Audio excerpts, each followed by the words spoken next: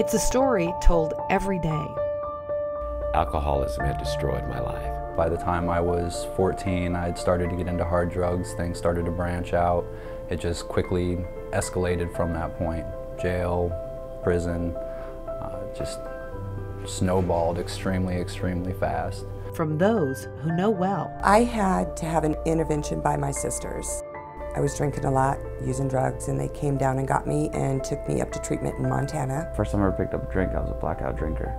That was when I was 17.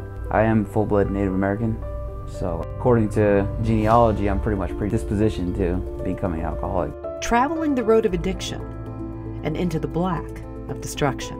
I felt like nobody knew what I was going through. I knew I wasn't a bad guy. I wasn't an evil person. But this disease had knocked me to my knees, and suicide was definitely part of my plan. I was ready to give up. I was so tired. I was so tired of being sick and tired. Today, that road is more crowded. More than 500,000 people in Arizona suffer from addiction.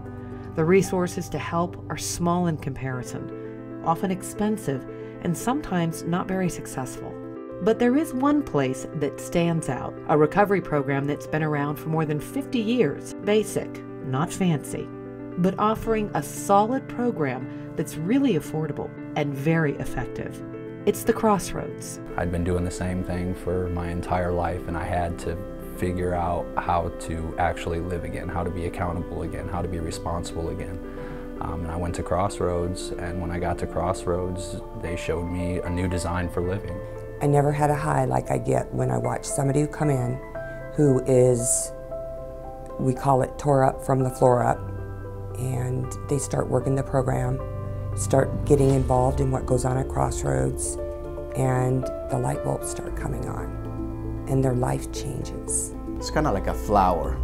When it comes here, it's all beat up, and day after day, week after week, it spreads up and it blooms.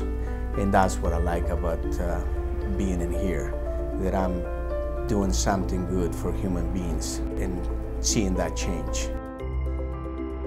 Now this organization is at its own crossroads, working to meet the exploding demand for treatment in this community and to help those families heartbroken and frustrated with their loved one's journey of addiction. And that's why Crossroads needs your support. At a Crossroads is an opportunity for us to expose a message of how no man or woman should ever be denied access to the Crossroads programs in order to find recovery. With the disease that we have going with addiction and alcoholism, there is a closer connection to families and people we know than ever before.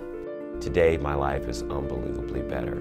To be where I'm at today, coming from where I was before, it's immense, and it still just sweeps me off my feet sometimes. It can be a cold world out there, and when you're an addict or an alcoholic, when you're burdened with that plague upon you, everything is amplified.